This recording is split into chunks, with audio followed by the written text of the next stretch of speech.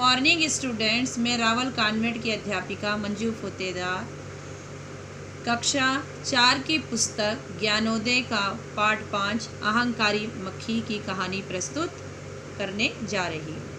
अहंकारी शब्द का अर्थ होता है बेटा घमंड। हमें कभी भी अपने ऊपर घमंड नहीं करना चाहिए। उसी पे आधारित ये कहानी है।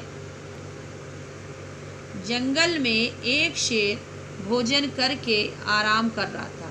इतने में एक मक्खी उड़ती उड़ती वहाँ आ पहुँची।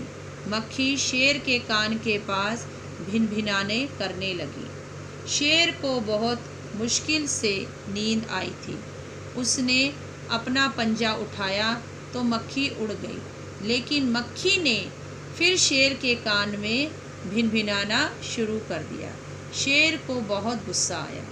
वे दहाड़ा, अरे मक्खी दूर हट, वरना तुझे अभी जान से मार डालूंगा। मक्खी ने धीरे से कहा, छी छी, जंगल के राजा के मुंह से ऐसी भाषा कहीं शोभा देती है। शेर का गुस्सा बढ़ गया। उसने कहा, एक तो मुझे सोने नहीं देती, ऊपर से मेरे सामने जवान देती है। चुप हो जा, वरना अभी। मक्खी बोली, वरना क्या कर लोगे? मैं क्या तुमसे डर जाऊंगी? मैं तो तुमसे भी लड़ सकती हूँ। हिम्मत हो तो आ जाओ। शेर आग बबूला हो उठा। उसने कान के पास पंजा मारा। मक्खी तो उड़ गई, पर कान उसका छिल गया। मक्खी उड़कर शेर की नाक पर बैठी तो उसने मक्खी को फिर पंजा मारा, उड़ गई। अब की बार शेर की नाक छिल गई। मक्खी शेर के माथे पर बैठती, कभी गाल पर तो कभी गर्दन पर। शेर पंजा मारता जाता और खुद को घायल करता जाता। मक्खी तो फट से उड़ जाती। शेर पंजा मारता जाता और खुद को घायल करता जाता। मक्खी तो फट से उड़ जाती। घायल होकर शेर थक गया। वे बोला, मक्खी बहन, अब मुझे छोड़ो। मैं हारा और तुम जीती, बस। मक्खी घमंड में चूर होकर उड़ती उड़ती आगे बढ़ गई। सामने एक हाथी मिला।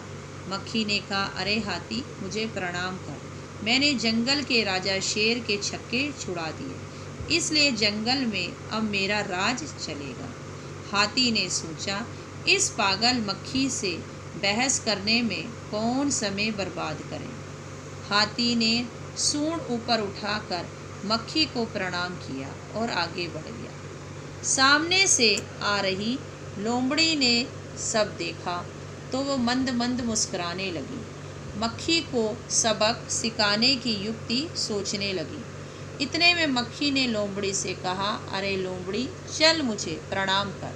मैंने जंगल के राजा शेर और विशालकाय हाथी को भी हरा दिया। लोमड़ी ने उसे प्रणाम किया, फिर धीरे से बोली, धन्य हो मक्खी रानी, धन्य हो। लेकिन उधर से जो मकड़ी दिखाई दे रही है, वे आपको घमंडी कह रही थी।